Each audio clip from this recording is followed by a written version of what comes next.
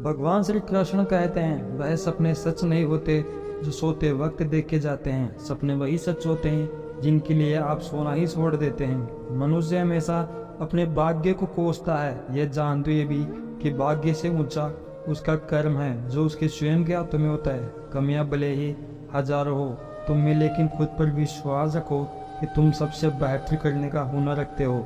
सही समय की प्रतीक्षा करके स्वयं को मूर्ख मत बनाइए, क्योंकि सही समय तभी आएगा जब उसे सही बनाने के लिए आप प्रयास करेंगे।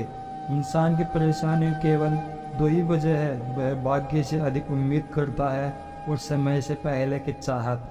संबंध उसी आत्मा से जोड़ता है जिसका हमसे पिछले जन्मों का कोई रिश्ता होता है, वरना दुनिया की इस भीड़ में कौन किसको जानता है।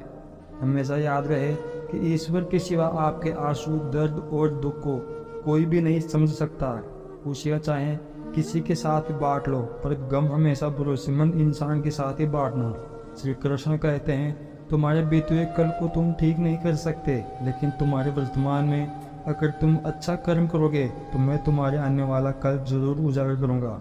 आज के ज़माने में कोई अपना नहीं होता, सिर्फ लोग तब तक साथ देते हैं जब तक उनका स्वार्थ होता है। अगर कोई अकेला है तो इसका मतलब ये नहीं कि उसे कोई पसंद नहीं करता, बल्कि वह अकेला इसलिए है कि उसने दुनिया की औकात देखी है। डाली से गिरते पत्तों ने क्या खूब कहा है कि अगर बोझ बन जाओगे तो अपने ही तुम्हें गिरा देंगे। अगर आपको बहुत सारी परेशानियों से गुजरना पड़ रहा है तो आप खुश हो जाएं, क्योंकि भगवान की नज़र आप पर है। देर से ही सही, लेकिन वह आपकी जरूर सुनेंगे। भगवान बोलते हैं तू करता वही जो तू चाहता है, फिर होता वही है जो मैं चाहता हूँ। तो तू कर वही जो मैं चाहता हूँ, फिर होगा वही जो तू चाहता है। एक बात हमेशा याद रखना, किसी के सामने गिड़गिड़ाने से न मोहब्बत मिलती है और ना ही इज्जत। इसलिए अपने स्वाभिमान को जिंदा रखो, क्योंकि कोई और आपकी किस्मत में होगा तो खुद भी चल कर आएगा। वह कहते हैं ना, भीड़ के साथ चलने पर आपको साथ तो मिल सकता है, लेकिन पहचान कभी नहीं मिल सकती।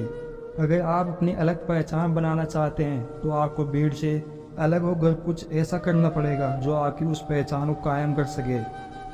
आजकल लोग दिल से दी गई इज्जत से खुश नहीं होते, दिखावे की चापलूसी करने वालों से गर्व महसूस करते हैं। एक बात हमेशा याद रखना, समझदार व्यक्ति कभी भी बदले की भावना नहीं रखता, क्योंकि वह जानता है भगवान सही कर्म और सही समय आने पर सबका हिसाब कर देते हैं। जीवन में हजारों लड़ाइयाँ जीतने से अच्छा है कि तुम स्वयं पर विजय प्राप्त कर लो, फिर जीत हमेशा तुम्हारी ही होगी, इससे तुमसे कोई छीन नहीं सकता।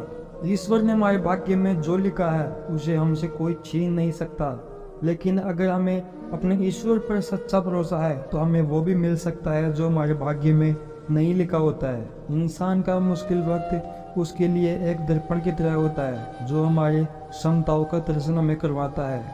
अगर कोई मनुष्य हमारे साथ बुरा कर रहा है तो उसे करने दो, ये उसका कर्म है और सही समय उसके कर्म का फल उसे जरूर देगा। लेकिन हमें कभी भी किसी के साथ बुरा नहीं करना चाहिए, क्योंकि यही हमारा धर्म है। जो हुआ वह अच्छा हुआ, जो हो रहा है वह भी अच्छा हो रहा है, जो होगा वह भी अच्छा होगा। तुम भूत का पश्चाताप न करो, भविष्य की चिंता न करो, वर्तमान में जियो। श्री कृष्ण कहते हैं वो किसी के भाग्य की निर्माता नहीं है, व्यक्ति खुद ही अपना भाग्य लिखता है।